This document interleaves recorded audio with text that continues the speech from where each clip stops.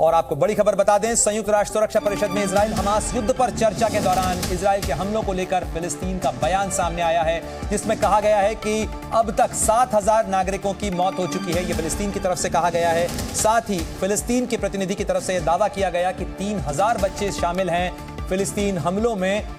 18,000 लोग घायल हुए हैं, ये फिलिस्तीन की तरफ से कहा गया है। गाजा पट्टी के ऊपर जिस तरीके से इजराइल की डिफेंस फोर्सेस की बमबारी का सिलसिला जारी है, लगातार इजराइल कार्रवाई कर रहा है और ऐसे में संयुक्त राष्ट्र सुरक्षा परिषद, संयुक्त राष्ट्र संघ के अंदर फिलिस्तीन के प्रतिनिधि का बयान सामने आया है, जिसमें कहा गया है कि यूएन में फिलिस्तीन ने युद्ध को रोकने की अपील भी की है।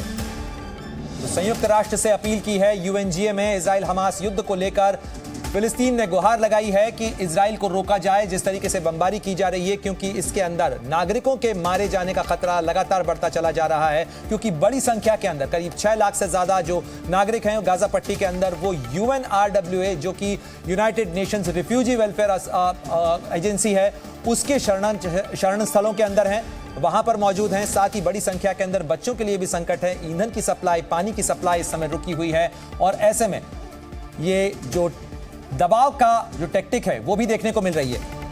तो अब तक 7,000 नागरिकों के मारे जाने को लेकर फिलिस्तीन की तरफ से बयान दिया गया है और साथ ही फिलिस्तीन का दावा है कि 3,000 बच्चे इन मरने वालों के अंदर शामिल हैं। While Palestinians in Gaza are under the bombs, remember that you are speaking while families are being killed, while hospitals are coming to a halt, while neighborhoods are being destroyed, while people are fleeing from one place to another with nowhere safe to go.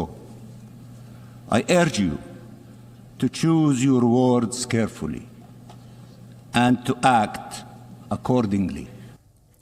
तो एक तरफ जहां संयुक्त राष्ट्र संघ के अंदर फिलिस्तीन के प्रतिनिधि कह रहे हैं कि इजराइल को रोका जाना चाहिए क्योंकि बड़ी संख्या में नागरिकों के लिए संकट हो रहा है, लेकिन इसी बीच बड़ी खबर आपको बता दें कि बंधकों को लेकर हमास का बड़ा दावा भी सामने आया है।